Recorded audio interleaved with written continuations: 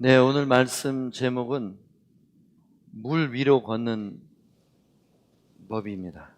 물 위로 걷는 법. 설교 제목이 재밌죠? 물 위로 걷는 법은 굉장히 간단합니다. 한 발이 빠지기 전에 다른 발을 디디면 됩니다. 진짜예요.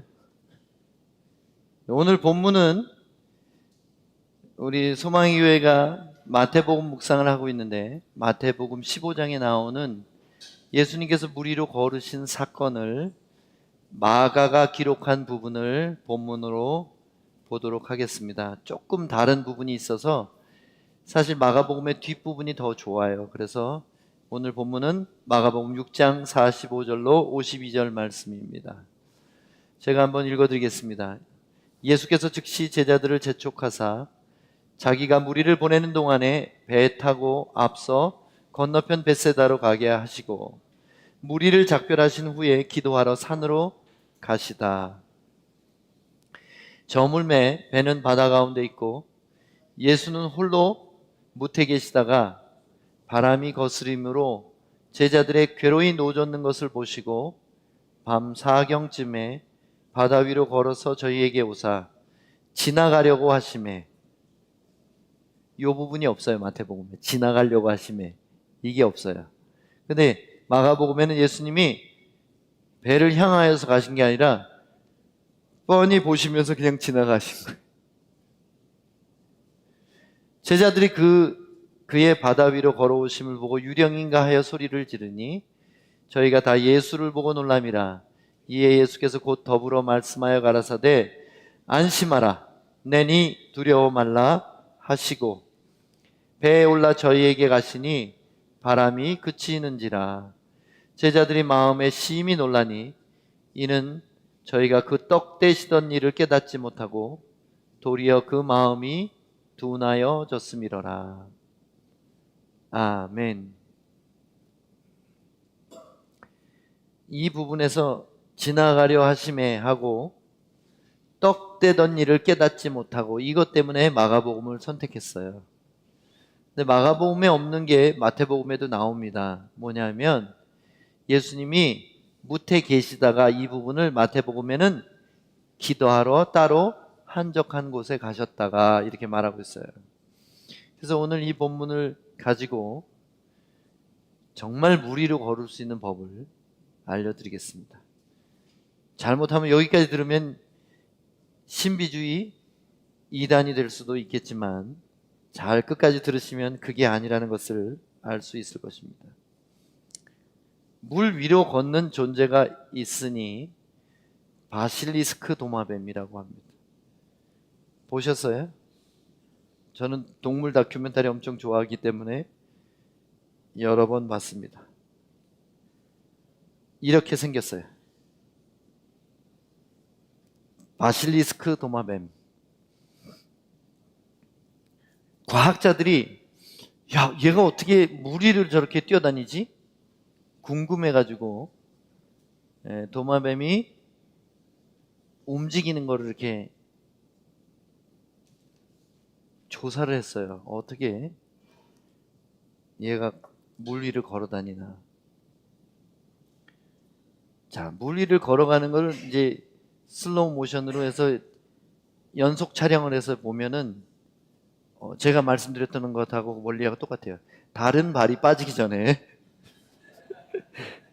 엄청 빠른 거예요. 그러니까 속도가 엄청 빠를 뿐 아니라 물갈퀴가 달려있는 뒷발이 몸무게에 비해서 발이 면적이 넓어요. 그래가지고 그 면적이 넓은 발로 물을 차는 거예요. 차면서 다음 발이 엄청난 속도로, 그래서 마치 보면은 일부러 영상을 빨리 돌린 것 같이 보여요. 한번 오늘 집에 가면 동영상 한번 찾아보세요. 물 위를 탁탁탁탁 이렇게 가는데 너무 재밌어요. 그래서 이 도마뱀 별명이 뭔지 아세요? 예수 그리스도 도마뱀. 이 도마뱀 별명이 예수 그리스도 도마뱀이에요. 왜냐하면 짐승 중에 물 위로 걸을 수 있는 유일한 동물이 바로 바실리스크 도마뱀이에요. 근데 얘는 가만히 보면 물 위로 걷는 게 아니죠. 뛰는 거예요, 뛰는 거. 그래서 얘는 아닌데 그러면 물 위로 걷는 것도 혹시 있을까? 그래서 찾아보니까 이 세상에 진정으로 물 위를 걷는 존재가 있으니 그 이름은 바로 소금쟁이. 소금쟁이는 물 위를 걷다가 못해 피겨 스케이팅 하듯이 이렇게 다녀요. 너무 멋져요. 막 김연아가 얼음 위를 스케이트 타고 아름답게 흘러가듯이 흐르다가 또 걷다가 그렇습니다. 바로 얘예요. 얘. 물 위를 걷는 존재가 있긴 있구나. 잠깐 초등학교 5학년 과학 시간으로 돌아가겠습니다. 물의 표면 장력이 생기는 것은 액체 분자 간의 인력의 균형이 액체 표면에서 깨지고 액체 부근의 분자가 액체 속의 분자보다 위치 에너지가 크고 이 때문에 액체가 전체로서 표면적에 비례한 에너지를 가지기 때문이며 이것을 될 수 있는 대로 작게 하려고 하는 것이 표면 장력으로 나타납니다. 뭔 소린지 하나도 모르겠어요. 한국말이지만 이해가 안 돼요. 근데 잘 읽어보면 뭔 소린지 쉽게 말하면 이런 거예요. 어떤 물질의 표면은 고체든지 액체든지 기체든지 다른 물질과 만날 때 표면의 내부 말고 그 경계선에는 장력이 생긴다는 거예요. 밀어내는 힘이 생긴다는 거예요. 이해하시겠죠? 무슨 얘기인지. 서로 다른 물질이 만날 때는 그 경계선에서 밀어내는 힘이 생긴다. 이걸 이렇게 표면 장력이라고 말합니다. 그래서 다른 말로는 좀 더 설명이 있네요. 읽어볼게요. 따라서 표면 장력은 단순히 액체의 자유 표면뿐만 아니라 섞이지 않는 액체의 경계선, 그러니까 물과 기름에도 표면 장력이 생긴다는 거예요. 고체와 기체, 단단한 물질과 공기도 표면에 장력이 있어요. 고체와 고체의 접촉면 등 대체로 표면의 변화에 대한 에너지가 존재할 때 생기는 현상입니다. 제가 설명한 그 내용이에요. 서로 다른 물질이 만날 때 그 경계선에는 밀어내는 힘이 생긴다. 이걸 표면 장력이라고 해요. 그래서 이 때문에 표면 장력이라는 말 대신에 계면 장력이라고도 합니다. 계면 장력. 경계선에 있는 밀어내는 힘이라 그래서 계면 장력이라고 말하는 겁니다. 골치 아파. 무슨 설교 들으러 왔더니 무슨 초등학교 과학 시간 같으네. 이걸 왜 설명했는지를 이따가 알게 되실 겁니다. 소금쟁이는 몸이 가볍고 물의 표면 장력을 디디고 설 수 있는 긴 털 달린 다리 구조를 가졌어요. 그런데 이 소금쟁이한테 물 위를 걷는 것을 누가 가르치고 가능하게 했을까요? 저는 동물이나 곤충을 보면서 하나님을 찬양할 때가 많습니다. 눈에 잘 보이지도 않는 조그만 벌레가 어떻게 나뭇 잎사귀 뒤쪽에다가 알을 거꾸로 매달고 숨겨가지고 어떻게 거미가 집을 그렇게 멋지게 기하학적 모양으로 집을 짓는지. 여러분, 거미는 거미줄에 붙어요, 안 붙어요? 붙어요, 안 붙어요? 잘 모르시죠? 붙어요. 거미도 거미줄에 붙어요. 그래서 잘못하면 죽어요. 그래서 거미는 끈끈이가 달린 줄하고 끈끈이가 없는 줄을 교차해가지고 짭니다. 그리고 기가 막히게 끈끈이 없는 줄로 다녀요. 모르셨죠? 그리고 스파이더맨처럼 손바닥에서 줄이 나가지 않습니다. 어디서 나가는지 말 안 하겠어요. 그래서 스파이더맨 영화를 좀 잘못 만들었죠. 스파이더맨을 좀 폼이 안 나겠죠. 그렇게 하면은 엉덩이에서 막 실을 빼보면.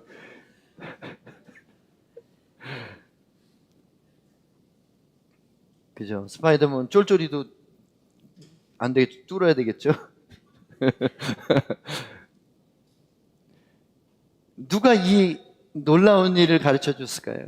그 지능도 없는, 뇌가 진짜 점보다도 더 작은 얘네들한테 이 지혜를 누가 가르쳐 줬을까? 너무너무 놀라워요. 소금쟁이를 만드신 분. 그래서 오늘은 소금쟁이를 만드신 창조주의 이야기를 해드리겠습니다. 원조 소금쟁이.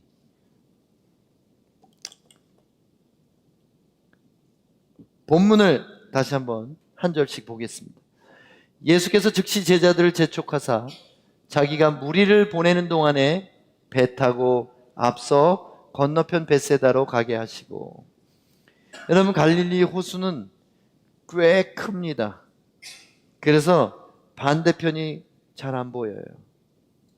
그냥 바다같이 이렇게 돼 있어요. 그리고 유대인들은 전통적으로 갈릴리 호수를 바다라고 부릅니다.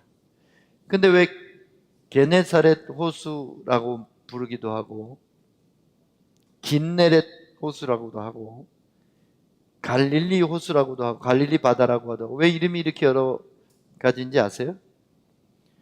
이쪽 동네에서 호수를 부르는 이름하고 저쪽 동네에서 부르는 이름하고 건너편에서 부르는 이름하고 다 다른 거예요. 자기네 고장 이름을 붙여서 그렇게 말하고 있습니다. 예수님이 5,000명을 먹이시는, 남자만 5,000명, 그러니까 한 15,000명 또는 2만 명 정도 되는 엄청난 무리를 보리떡 5개와 물고기 2마리로 먹이신 직후에 있었던 일입니다. 제자들, 빨리 가, 빨리 건너가. 예수님 어떻게 오려고 하시지? 걸어서 돌아가려면은, 건너편까지 가려면 굉장히 시간이 많이 걸릴 텐데 다른 사람 배를 얻어 타려고 하시나? 그래서 제자들이 갔어요. 왜 보냈을까요? 오늘 이 사건을 교훈으로 주시기 위해서 그렇게 미리 보낸 거예요. 그리고 예수님은 풍랑이 일 줄도 아셨습니다. 근데 그들을 보내고 나서 뭘 하셨냐면, 쉬신 게 아니라 무리를 송별하셨습니다. 보내셨어요. 전송하셨어요. 그냥 하이파이브만 해도 2만 명 하려면 몇 시간 걸려요. 근데 예수님 성품상 그렇게 안 하셨어요. 아이들은 한 번씩 안아주셨을 거고, 과부들은 불쌍히 여기면서 손을 한번 잡아주셨을 거고, 그리고 니네들 돈꽤 여기다 놓고 가 그러셨을 거지. 그랬을지도 몰라요. 그래서 동전 한 입씩 주셨을지도 몰라요. 가면서 배고프면 뭐 좀 사 먹어. 오후쯤에 이 사건이 있었는데 무리를 전송하니까 저녁이 된 거예요. 그리고 나서는 예수님께서 무리를 작별하신 후에 기도하러 산으로 가시다. 여기 나와 있네요. 제가 잘못 말했네요. 무리를 작별하신 후에 기도하러 산으로 가셨습니다. 이게 무슨 얘기일까요? 예수님은 왜 이런 엄청난 기적을 행하시고 기도하러 산으로 가셨을까요?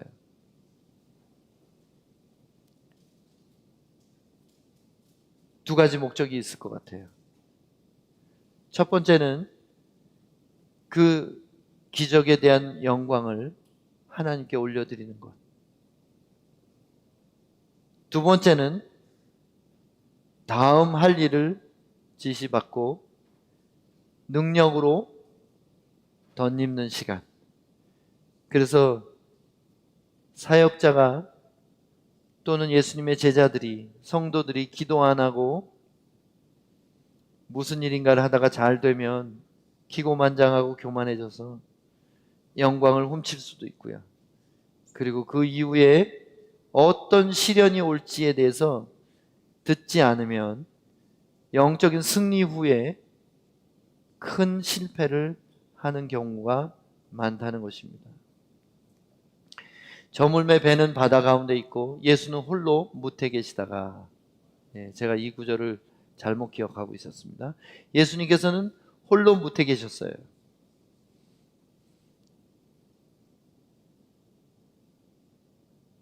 갈릴리 호수를 건너가는데 돛을 달고 노를 저으면 그래도 이미 건너가고도 남았을 시간이 되었습니다. 시간이 언제 되냐면 바람이 거스림으로 제자들이 괴로이 노젓는 것을 보시고, 거스렸다는 말은 맞바람이 불었다는 거예요. 배가 가는 방향과 마주쳐서 바람이 불어왔기 때문에 노를 젓는데 제자리인 거예요. 계속 노를 저어도 제자리. 그러니까 진도가 안 나가고 한가운데 그냥 거기 스탁된 거예요. 거기서 그냥 오도 가도 못하는 상황에서 파도는 높이 일고 있었습니다. 얼마나 괴로워요. 나가려고 막 이렇게 했는데 안 나가고 있으면. 밤 4경쯤에, 여러분, 밤 4경은 유대식 시간 계산인지 로마식 계산인지 어떻게 알 수가 있을까요? 유대인은 밤을 3등분 했어요. 4시간씩 3등분. 밤은 언제냐면 오후 6시부터 아침 6시까지가 밤이에요. 그래서 유대인은 3등분을 했어요. 그러니까 4경 하니까 유대인 계산은 아니네. 그러니까 로마식 계산이구나 하는 걸 알 수 있어요. 로마는 밤을 4등분 했어요. 유대식 계산은 6시부터 10시까지 4시간을 1경이라고 그래요. 10시부터 2시까지 4시간을 2경이라고 그래요. 그리고 2시부터 6시까지 4시간을 3경이라고 합니다. 로마식 계산은 3시간씩 4등분한 거예요. 6시부터 9시까지가 1경이고 9시부터 12시까지가 2경이고 12시부터 3시까지가 3경이고 그 다음에 3시부터 6시까지 4경이에요. 제 4경에 4경을 헤매고 있는 거예요, 지금. 새벽 3시에서부터 6시 사이에 한 4시쯤이나 5시쯤 됐을 거예요. 그러니까 밤을 샜다는 거예요. 분명히 저쪽에 저녁에 떠났는데 밤새워서 노를 졌으니 얼마나 이 사람들이 탈진하고 졸리고 피곤했을까. 교대로 했겠지만 12명이니까 뭐 2교대로 했는지 3교대로 했는지 모르겠지만 노를 졌는데 너무 피곤하고 지쳐서 괴로워하고 있을 때 예수님이 물 위로, 근데 한번 생각해 보세요. 배가가 못 나갈 정도로 바람이 부는 호수 위를 걸어오셨다고 생각해 보세요.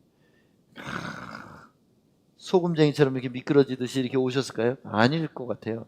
옷자락이 막 펄럭펄럭 하면서 수염이 막 옆으로 날리면서 머리카락이, 예수님의 롱헤어가 막 뒤로 확 하면서, 그러니까 오늘 비 오는 날에 저기 불 꺼진 골목에서 머리 풀어헤친 여자를 만난 것처럼 제자들은 깜짝 놀란 거예요. 간이 콩알만해졌어요. 자기들이 너무 피곤해서 헛것을 벗나 이렇게 생각을 한 거예요. 근데 예수님이 가까이 오니까 예수님인 걸 알겠는데 그냥 지나가려고 그래요. 이게 뭔 일이에요 도대체. 이 구절이 구약에 나오는 걸 저는 찾았어요. 이 구절이 욥기에 나와요. 이것과 연관된 구절이 욥기 9장 8절에서 11절. 그가 홀로 하늘을 펴시며 바다 물결을 밟으시며 북두성과 삼성과 묘성과 남방의 밀실을 만드셨으며 바닷물을 밟으신다는 말이 나와요. 측량할 수 없는 큰 일을, 셀 수 없는 기이한 일을 행하시느니라. 그게 기적의 하나님이라는 거예요, 예수님이. 그래서 예수님 물 위로 걸으신 것이 그분이 창조주 하나님이라는 것을 나타내신 거예요. 그냥 단순히 어떤 깜짝 쇼를 하신 게 아니라, 아이 바빠 죽겠는데 내가 배우듯 할 시간은 없고 그냥 뛰어가자 이렇게 하신 게 아니라 내가 그다 말씀하신 거예요. 내가 창조주 하나님과 동일한 하나님이라 이거를 보여주신 거예요. 11절에 그가 내 앞으로 지나가시나 내가 보지 못하며 그가 내 앞에 나아가시나 내가 깨닫지 못하느니라. 이 구절이 바로 마가복음, 마태복음에 나오는 예수님의 제자들의 모습이에요. 유령인 줄 아는 거예요. 깨닫지 못하는 거예요. 예수님이 바로 하나님이신 것을 그렇게 쫓아다녔으면서도 알지 못했다는 것입니다. 49절에 보니까 그 얘기가 나와요. 다시 본문으로 가서 제자들이 그의 바다 위로 걸어오심을 보고 유령인가요? 소리 지르니 소리를 질렀어요. 한번 생각해 보세요. 수염이 이렇게 잔뜩 나고 그냥 폼 잡고 누가 크냐고 하던 그런 제자들이, 폼 많이 잡았죠 얘네들이. 바디메오도 밀쳐내고 말이에요. 수로보니 예언도 시끄러워 하고 막 그렇게 권위적인 제자들이 쫄아가지고 소리를 지른다고 생각해보세요. 어머나 막 이랬을지도 모르죠. 수염을 붙들고. 별로 귀엽지 않습니다. 그런데 이 모습을 보세요. 예수님이 이 사건을 행하신 이유가 바로 욥기에 나타나는 바닷물을 밟으시고 사람들이 생각할 수 없는 기이한 일을 행하시는 분이 바로 창조주 하나님이시고 그 피조세계를 지배하시고 조정하실 수 있는 분이 예수님이라는 것을 보여주신 사건입니다. 창세기 1장 2절에 땅이 혼돈하고 공허하며 흑암이 깊음 위에 있고 하나님의 신은 수면에 운행하시니라. 그래서 예수님 뭐예요? 그분이 성부 하나님과 동일한 분이고 하나님의 신, 성령이죠. 성령이 수면에 운행하셨다. 수면에 운행하신다는 말은 뭐냐면 물 위를 미끄러지듯이 다니셨다는 거예요. 계면장력을 활용하셨어요.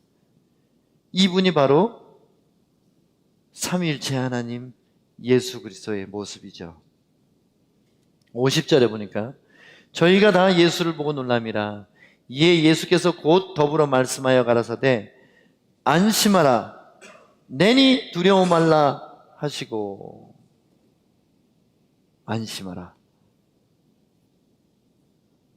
내니 두려워 말라.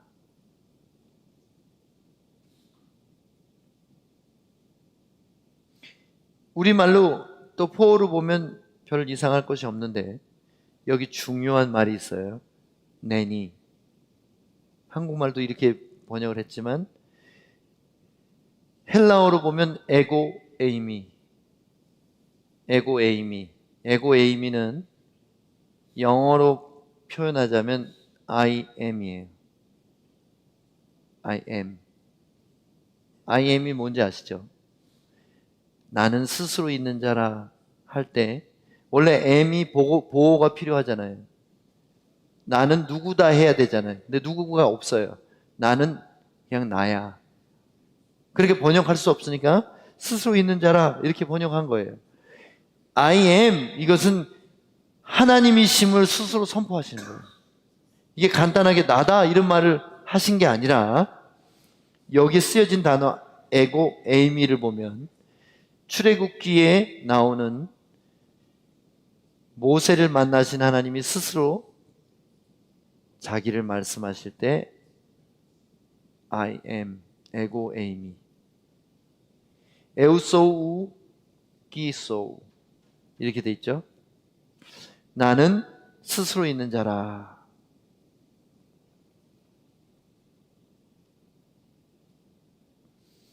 그래서 이 예수님이 바로 하나님 아버지와 동일하신 분이라는 거예요.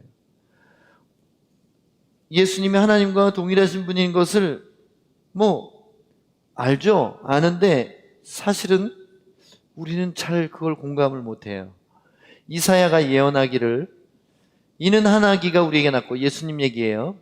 한 아들을 우리에게 주신 바 되었는데 그 어깨는 정사를 메었고 그 이름은 기묘자라. 기적을 행하시는 놀라운 분이라 이런 뜻이에요. 모사라, 지혜가 많으신 상담자란 뜻입니다. 전능하신 하나님이라, 그리고 영존하시는 아버지라. 그 아기를 아버지라고 부를 거다. 그 아기가 영원히 계시는 아버지시다. 예수님이 하나님이신 거예요. 평강의 왕이라 할 것입니다. 예수님은 전능하신 하나님이에요. 전능하신 하나님 하면 꼭 성부 얘기하는 것 같잖아요. 근데 성부만을 얘기하는 게 아니라 전능하신 하나님 이 표현을 예수님께 해도 됩니다. 예수님께 영원하신 아버지 해도 됩니다. 여기 이사야서에 분명히 말하고 있어요. 배에 올라 저희에게 가시니 바람이 그치는지라 제자들이 마음에 심히 놀라니 이는 저희가 그 떡 떼시던 일을 깨닫지 못하고 도리어 그 마음이 둔하여 졌음이로라. 떡 떼시던 일이 뭐예요? 전능하신 그분의 능력을 보여주셨어요. 방금 전에. 근데 그분의 전능하심을 곳에 잊어버리고 마음이 둔해져서 공포심에 사로잡혔고 그가 물 위로 걸어오시는 것을 이상히 여긴 거예요. 그래서 예수님인지 모르고 귀신인 줄 알았던 것입니다. 떡을 떼시는 것이 마음과 무슨 상관이 있나? 이 연관 구절이 누가복음 22장에 나옵니다. 또 떡을 가져서 살해하시고 떼어 저희에게 주시며 가라사대 이것은 너희를 위하여 주는 내 몸이라 너희가 이를 행하여 나를 기념하라 하시고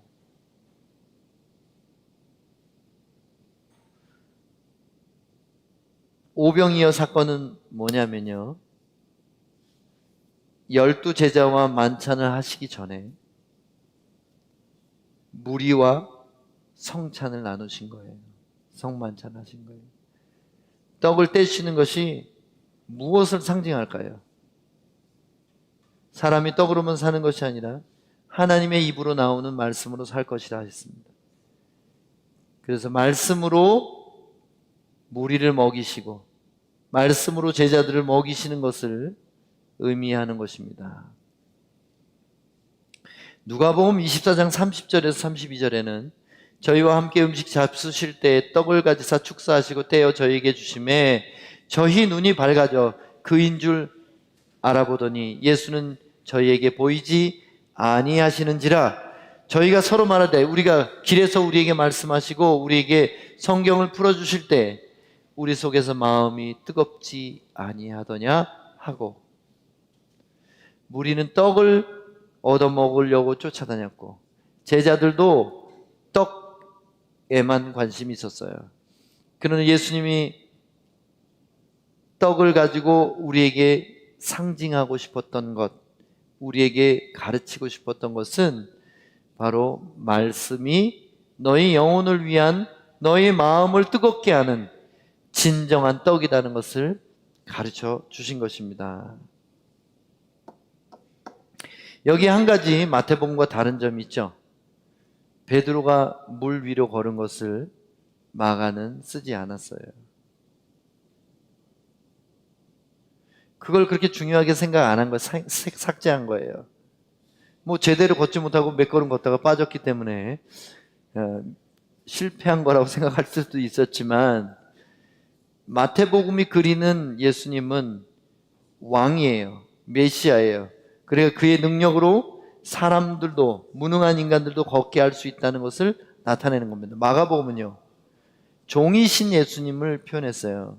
그러니까 왕으로서 권위를 주고 능력을 주는 것보다는 종으로서 그분 자신이 섬기는 것, 그분 자신이 도우시는 것을 중점적으로 썼기 때문에 인간이 뭐 물 위로 걷는 거 그거 뭐 제대로 하지도 못하고 빠졌기 때문에 마가는 생략했다고 생각합니다. 근데 사실 마가복음 누가 썼어요? 베드로. 베드로가 마가에게 성경을 쓰도록 불러준 거예요. 그래서 베드로 복음이라고도 불러요. 그러면 물 위로 걸은 사람이 누구죠? 자기죠. 그럼 내가 말이야 이렇게 막 한 5걸음 걸었어 이거를 쓰고 싶어요? 자기는 자랑이 될까 봐 또는 그 사실이 그렇게 약간 창피한 마음이 들어서 어쩌면 일부러 안 썼을 겁니다. 당사자가 안 썼어요. 생각해 보세요. 다른 제자인 마태는 놓쳤다가 본 거잖아요. 근데 자기가 걸었잖아요. 자기가 안 쓴 거야. 일부러 의도적으로. 참 재밌어요. 근데 마태복음에 어떻게 돼 있어요? 베드로가 어떻게 말했어요? 주여, 만일 당신이시거든 나에게 명령하사 물 위로 걸어오라 하소서. 아유, 이 베드로 한번 생각해 보세요. 이게 당kin한 얘기예요? 누가 명령하고 있습니까 지금? 주여 내게 명령하소서 하고 누구한테, 누가 더 주인 같아요? 베드로가 자기가 한 짓을 나중에 안 거예요. 우리는 간구할 수 있지만 예수님을 목졸라서는 안 돼요. 명령해서는 안 됩니다. 마치 우리는 기도를 빙자해서 예수님에게 뭘 내놓으라고 계속 목을 조르는 이 어리석은 베드로와 같은, 예수님을 마치 종으로 부리는 것 같은 기도를 하는 사람들이 엄청 많습니다. 근데 예수님은 온유하고 겸손한 분이잖아요. 저 같으면은 야, 뭐라고? 한번 오고 싶으면 와봐 이렇게 했을 텐데, 예수님은 그러죠. 그래, 네 소원이냐, 오라. 근데 바다 위로 갔다가 바람을 보고 무서워졌습니다. 바람이 보여요, 안 보여요? 뭘 본 거예요? 왜 바람을 보고라고 말했을까요? 물결을 보고 이렇게 말했으면 이해가 가잖아요. 근데 바람을 보고 무서워했대요. 자, 이 바람을 뭘로 상상할 수 있을까요? 성경 문학에서 바닷물은 세상을 의미합니다. 죄악된 세상. 바람은, 하나님의 사람을 거스르는 바람은 악한 영을 말하는 거예요. 그래서 베드로가 가졌던 공포는 사망 권세를 가진 악한 영에 대한 공포였을지 몰라요. 자기가 죽을까 봐 두려운 거예요. 생명이시고 부활하신 분 앞에서 죽음을 두려워하고 있는 거예요. 빠져 죽을까 봐. 그래서 빠졌어요. 갑자기 몇 걸음 걷다가 풍덩 빠졌어요. 그랬더니 베드로가 살려주세요. 우리 제자들 보면 정말 웃겨요. 참 남자답지 않고 살려주소서 그랬더니 예수님이 손을 내미시고 그를 건져 올리시면서 뭐라 그러셨어요? 믿음이 적은 자야 왜 의심하였느냐. 여기서 교훈이 있습니다. 베드로가 잘못한 거 예수님께 명령했어요. 그 다음에 중간에 의심에서 빠졌습니다. 잘한 점은 뭔가요? 예수님 외에 인간으로서는 유일하게 물 위를 걸어봤습니다. 그래서 베드로 안에 좋은 점이 뭐예요? 도전정신. 도전정신. 그게 리더십이죠. 좀 담대함이 있는데 그 담대함이 몇 초밖에 안 가요.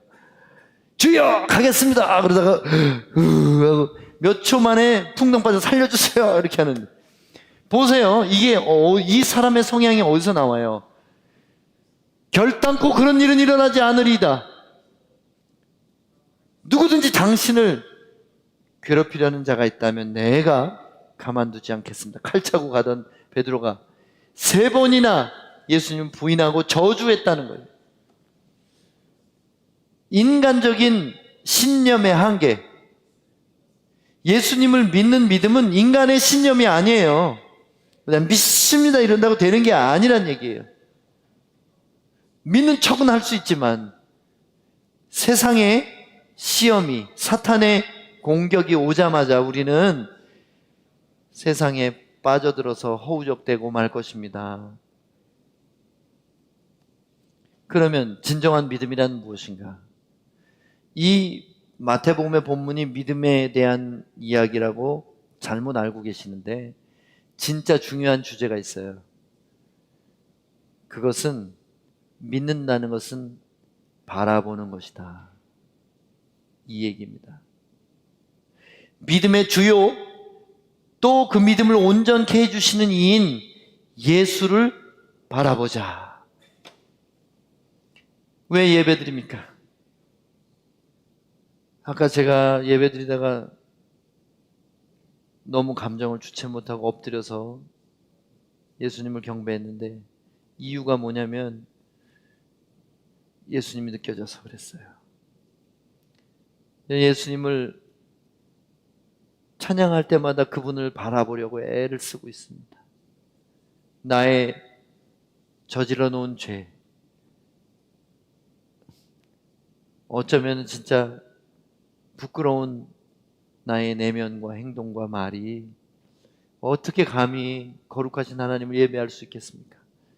근데 그 예수님을 바라볼 때 예수님이 나를 위하여 십자가를 참으사 부끄러움을 개의치 아니하신 그 모습을 볼 때 또 고맙고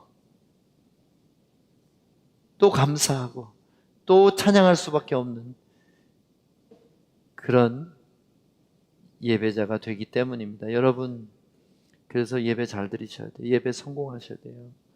예배를 그냥 하나의 종교 행사로 무덤덤한 마음으로 왔다가 한다는 것은 이미 그 사람의 영이 반쯤은 죽어 있는 겁니다.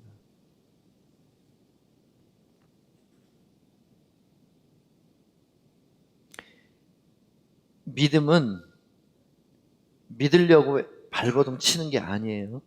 안 믿어져요. 그럴수록 더 안 믿어져요. 믿음은 믿음을 주시고 완성시켜 주시는 예수님을 바라볼 때 믿음이 온전해지는 겁니다. 베드로가 잘못한 게 뭐예요? 처음에는 주님 오라소서 하고 주님과 눈을 마주치고 얘기했어요. 그랬다가 물에다 첨벙 들어갔는데 발밑이 차갑고 바람이 휘익 불고 옷자락이 막 날리고 그러니까 물을 본 거예요. 바라보는 것은 어떤 효과가 있냐면 바라보는 대상에 빠지게 합니다. 그죠? 주님을 바라보면 주님에게 빠지는 거예요. 세상을 바라보면 세상에 빠지는 거예요. 세상이 우리에게 주는 두려움이나 염려나 이것들이 보이기 시작하면 예수님이 안 보여요. 그런데 예수님만은 바라보면 어떻게 되는지 아세요? 찬송가의 가사처럼 세상도 나도 간 곳 없고 구속한 주만 보이도다. 이 찬양이 얼마나 놀라운 영적인 비밀을 알려주고 있는지. 바라보는 데는 또 한 가지 놀라운 효과가 있어요. 바라보면 바라보는 대상을 닮아간다. 예수님을 바라본다는 것은 예수님을 닮아갈 수 있는 유일한 방법이라는 거예요. 그래서 우리가 성경을 사랑하고 읽고 묵상하는 이유가 뭐예요? 성경 속에 계신 성경의 주인공인 예수 그리스도를 바라보는 방식이에요. 성경 묵상한다는 것은 예수님을 바라보는 거예요. 기도한다는 것은 땅에 있지만 하늘에 계신 분에게 눈을 맞춘다는 거예요. 예배가 뭐예요?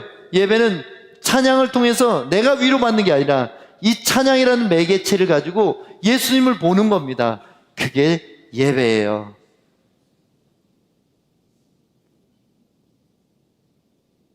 예수님을 바라볼 때 예수님에게 빠질 수 있어요.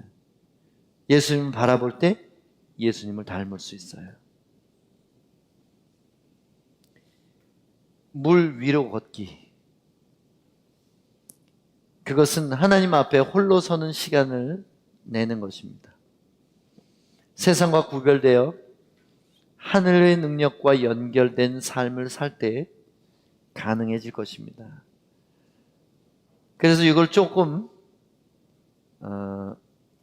원리처럼 한번 만들어 봤어요. 영적인 계면장력, 서로 다른 세계에 밀어내는 힘을 계면장력이라고 그랬죠? 이게 우리를 물 위로 뜨게 하는 거예요. 이게 무슨 말이냐면 좀 이 말이 어렵죠. 영적인 계면 장력이 있어야 우리가 물 위에 걸어갈 수 있다는 거예요. 영적인 계면 장력은 뭐냐면 물과 우리가 달라야 된다는 얘기입니다.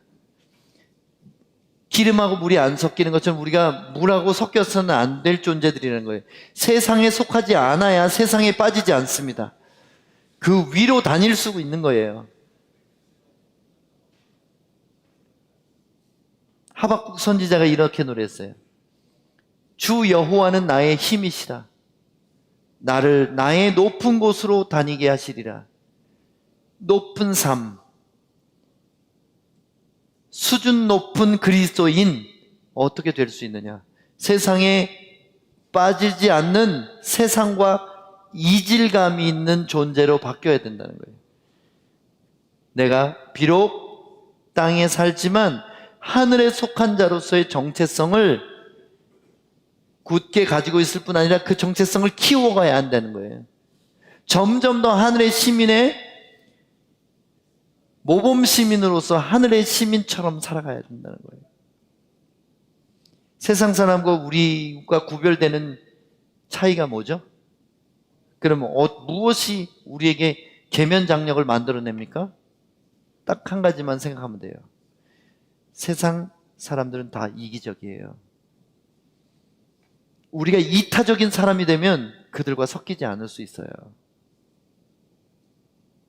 다시 말하면 세상 사람들은 자기 자신만 사랑하지만 우리는 나 자신을 잊어버릴 정도로 주님을 사랑하고 이웃을 사랑하면 세상에 빠져들지 않는다는 거예요.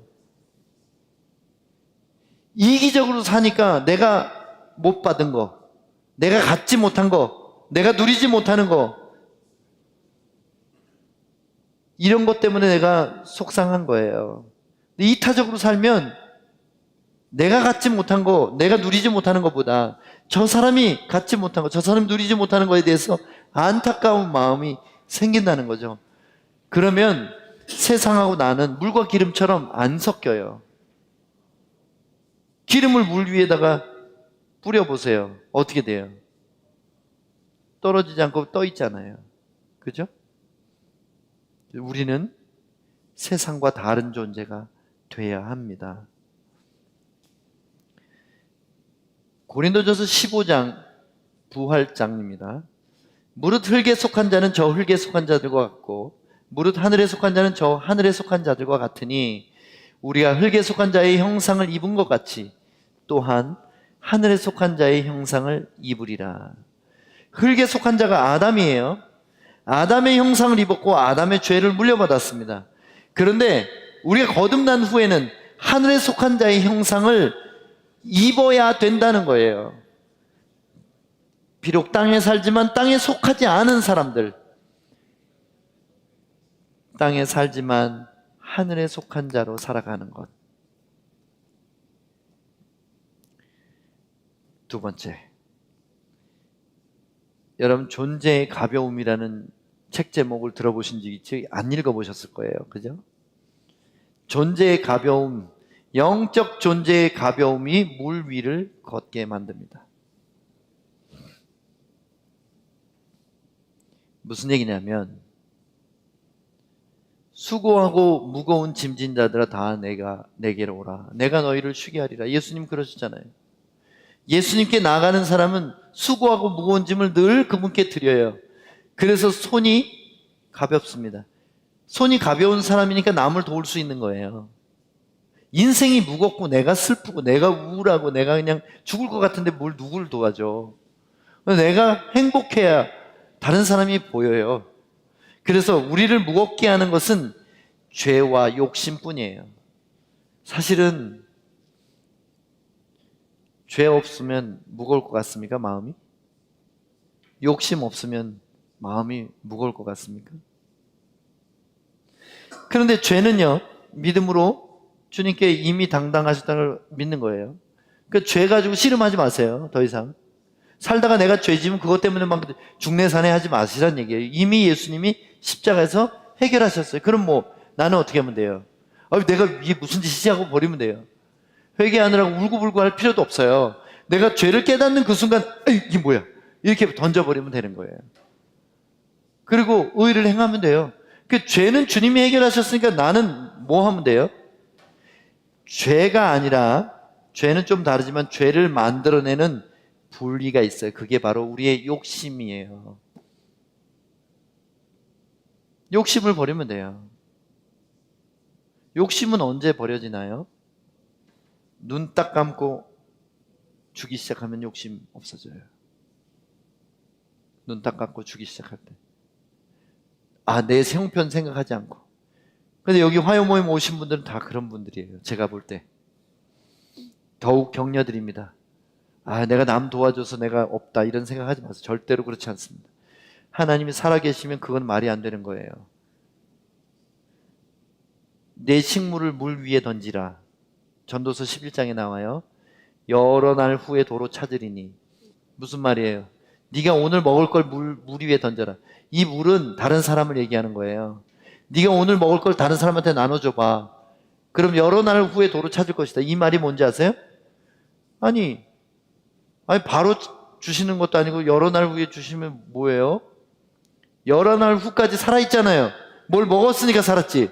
그게 무슨 얘기냐면 이자부터 다 주시고 원금도 나중에 주신다는 거예요. 이해 가셨어요? 내가 오늘 하루 먹을 양식을 줘버렸더니 여러 날 동안 살았고 그리고 그 후에 돌려받는다는 거예요. 그럼 하나님 의지해서 사셔야 돼요. 가게를 해도 직장에 다녀도 월급을 받아도 그것을 공급해 주시는 분이 하나님이신 걸 잊지 마세요. 내가 하나님께 인색하고 하나님 기뻐하시는 일에 드리지 못한다면 과연 하나님이 나를 축복하고 싶을지를 한번 생각해 보시라는 거죠. 아직 나는 열심히 했는데 뭐 돌아온 게 없어요. 천만의 말씀. 하나님은 계산이 분명하십니다. 그걸 자녀를 통해 갚으시든지 아니면 사고로부터 지켜주시든지. 난 사고 안 났으니까 모르잖아요. 그렇지만 사고 날 걸 지켜주신 것도 엄청 많을걸요?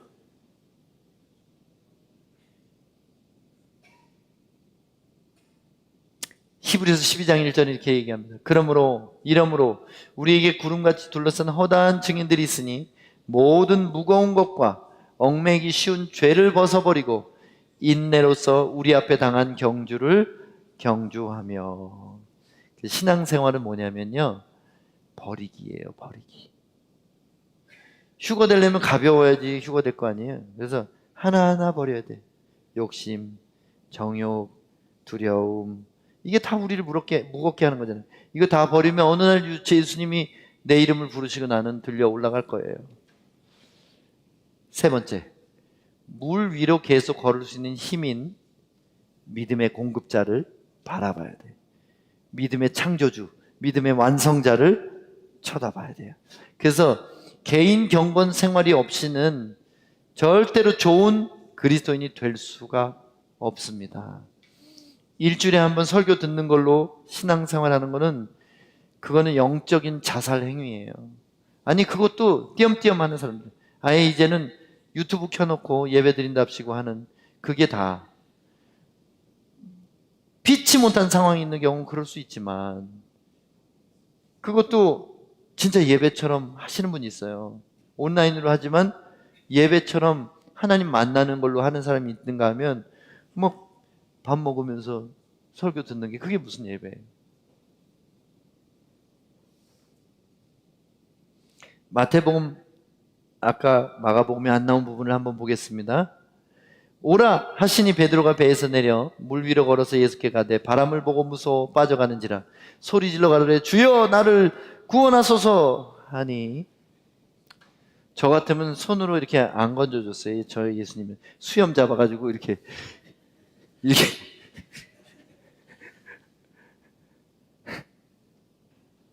참 못됐죠 제가. 예수님은 얼마나 온유하고 겸손하신지. 예수께서 즉시 손을 내밀어 저를 붙잡으시며 가라사대 믿음이 적은 자여 왜 의심하였느냐. 베드로가 언제 빠졌으면 언제 걸을 수 있었는지 생각해 보세요. 예수님의 보호를 의심하고 세상의 영이 주는 두려움을 바라보면 세상에 빠지지만 예수님을 바라보면 물 위를 걷게 됩니다. 물 위를 걷게 됩니다. 이 얘기는 실제로 저기 바다에 가서 막 걸으려고 하지 마세요. 그거 믿음 아니에요. 주님이 말씀하셔야지 할 수 있는 거지. 스페인에서 어떤 남자가 흰 셔츠에다 검정 바지를 입고 성경책을 들고 나는 믿음이 있다. 지금도 살아계신 하나님이 나를 도우시면 그 누구도 나를 해치지 못한다고 사자우리로 들어갔어요. 실제로 있었던 일이에요. 어떤 일이 일어났을까요? 나는 다니엘처럼 하나님을 전적으로 신뢰한다 그랬어요. 그리고 사자우리로 들어갔는데 그 영상에 다 있어요. 사자가 와작와작 씹어서 머리통부터 다 먹어버렸어요. 상체를. 그 사람이 믿음이 있었던 건가요? 아니면 베드로처럼 영적 교만이 있었나요? 한번 생각해 보세요. 다니엘은 지가 사자굴에 들어가지 않았습니다.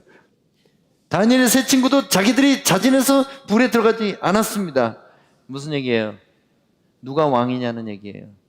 왕이 명령하실 때만 무슨 일이든지 일어날 수 있지만 그분이 말씀도 안 했는데 했다가는, 그래서 베드로가 뭘 잘못했어요? 내게 오라 명하소서. 근데 예수님이 그래 내가 오라고 해볼 테니 네가 나한테까지 와봐 이렇게 하신 거예요. 네가 얼마나 잘못된 태도로 가졌는지 봐라. 내가 너에게 명할 수 있는 거지 네가 나한테 명령할 수 있는 거 아니야.